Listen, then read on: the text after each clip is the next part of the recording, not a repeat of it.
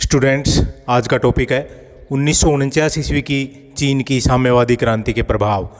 1949 ईस्वी की चीन की साम्यवादी क्रांति चीन तथा विश्व के इतिहास में एक महत्वपूर्ण घटना मानी जाती है। इसने चीन की जनता के जीवन के प्रत्येक क्षेत्र को प्रभावित किया, विश्व के शक्ति संतुलन पर भी क्रांतिकारी प्रभाव डाला। चीन में नए युग का श्री गणेश हुआ। इसका पहला प्रभाव है साम्यवादी सरकार की स्थापना। 1949 ईस्वी की चीनी क्रांति का सबसे महत्वपूर्ण प्रभाव चीन में साम्यवादी सरकार की स्थापना था।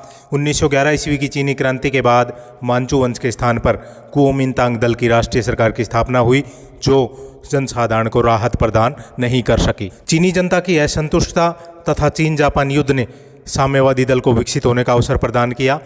इसे जनसाधारण जनता का समर्थन प्राप्त हुआ। 1949 ईस्वी में कुओमिंतांग दल की राष्ट्रीय सरकार का पतन हुआ और उसके स्थान पर साम्यवादी सरकार की स्थापना हुई।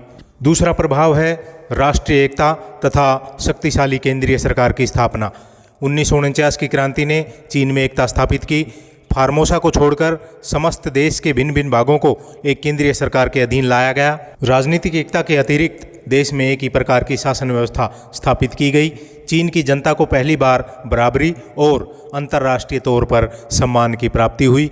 1 अक्टूबर 1949 ईस्वी को गणतंत्र की घोषणा करते समय माओ त्से-तुंग ने कहा था कि चीन के लोग, जो मानव जाति का 1/4 भाग हैं, आज उठ खड़े हुए हैं। इसके बाद कोई भी हमारा अपमान नहीं कर पाएगा।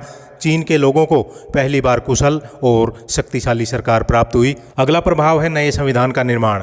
राजसत्ता प्राप्त करने के बाद साम्यवादी सरकार ने देश के लिए एक नया संविधान बनाने का काम शुरू किया।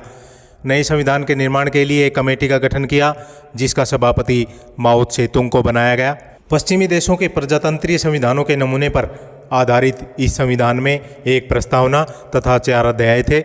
इसकी प्रस्तावना में देश में निर्धनता तथा शोषण से मुक्त एक समृद्ध साम्यवादी समाज के निर्माण की कामना की गई। इस संविधान के अनुसार समस्त वैधानिक शक्ति राष्ट्रीय लोक कांग्रेस को सौंप दी गई, जिसका चुनाव 4 वर्षों के लिए होता था।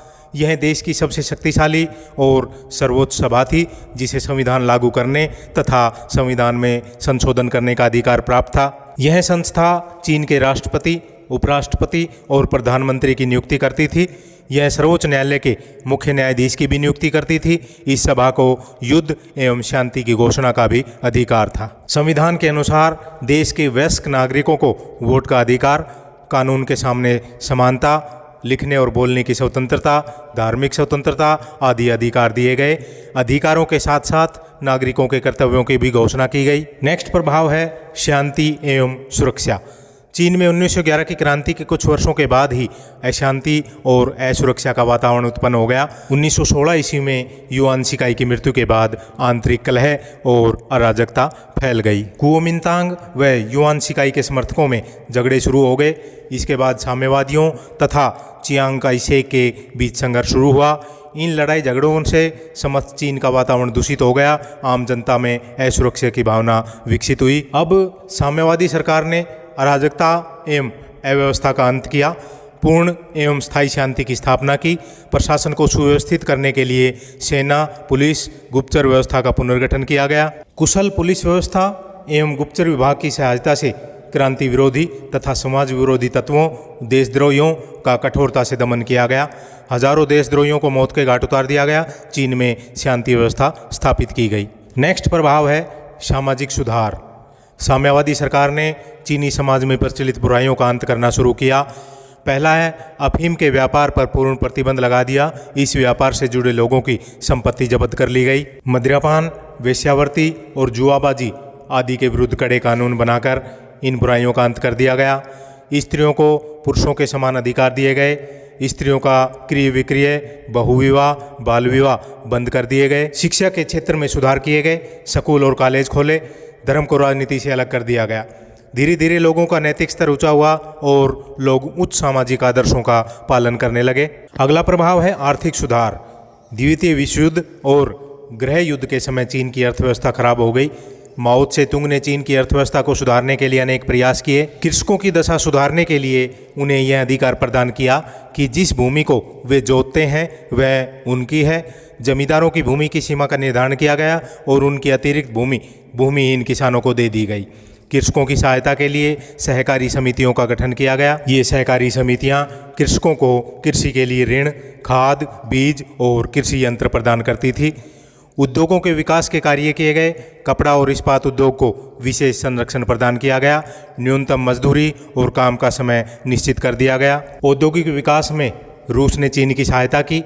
रूस ने तकनीकी विशेषज्ञों को चीन भेजकर तथा उद्योगों की स्थापना के लिए आवश्यक सामग्री देकर चीन के औद्योगिकरण में सहयोग दिया।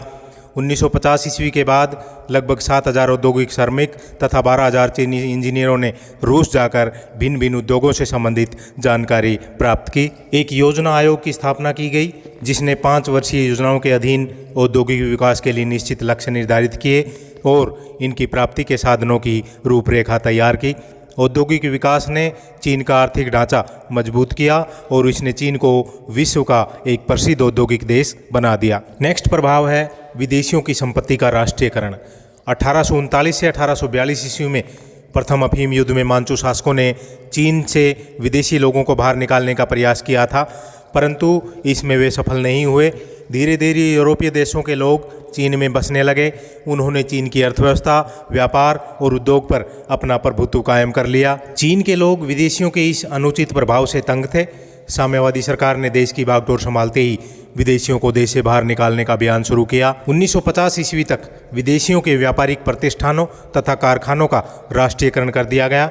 विदेशियों की सारी संपत्ति जब्त कर ली गई और उन्हें देश छोड़ने को कहा गया। नेक्स्ट है माओ त्से-तुंग की सरकार की विदेश नीति। साम्यवादी क्रांति के बाद माओ सरकार ने विदेश नीति में बड़े परिवर्तन किए। पहला, उसने चीन को अमेरिका के प्रभाव से मुक्त कराया। अमेरिका की सरकार ने साम्यवादियों के विरुद्ध राष्ट्रवादियों का समर्थन किया था। दूसरा, इस क्रांति के फलस्वरूप चीन और रूस के संबंधों में महत्वपूर्ण अंतर आया। साम्यवादियों को गृह युद्ध में रूसी सहायता प्राप्त हुई।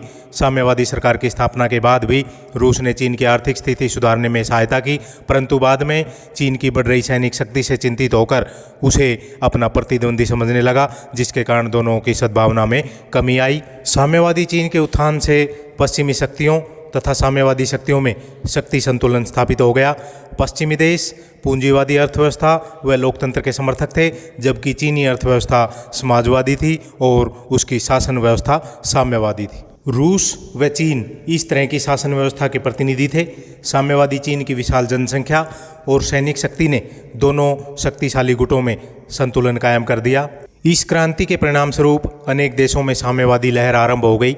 इस क्रांति के बाद चीन की साम्यवादी सरकार ने जिस तरह से आर्थिक संकट का सफलतापूर्वक सामना किया, उससे एशिया के कृषि प्रधान देशों को यह विश्वास हो गया कि साम्यवादी व्यवस्था पूंजीवादी व्यवस्था से कहीं अधिक अच्छी है। अतः एशिया के देशों में साम्यवादी विचारों का प्रसार होने लगा। चीनी क्रांति का अफ्रीकी लोगों पर भी प्रभाव पड़ा। चीन की साम्यवादी सरकार ने सभी राष्ट्रीय आंदोलनों को समर्थन देने की घोषणा की, जिसके परिणाम स्वरूप स्वतंत्रता के लिए साम्राज्यवादी यूरोपीय शक्तियों के विरुद्ध अफ्रीकी देशों के आंदोलनों में तेजी आ गई। इस प्रकार स्पष्ट रूप से कहा जा सकता है कि चीन की साम्यवादी क्रांति के चीन पर गहरे प्रभाव पड़े। इसने चीन की हर प्रकार की अवस्था को परिवर्तित किया, विश्व स्तर पर चीन की छवि में सुधार किया। इस सब का श्रेय माओ त्से-तुंग को दिया जाता है। तो स्टूडेंट्स, ये थे 1949 ईस्वी की चीनी क्रांति के प्रभाव, जो BA 6th सेम के लिए उपयोगी हैं। ज़्यादा से ज़्यादा स्टूडेंट्स को शेयर करें।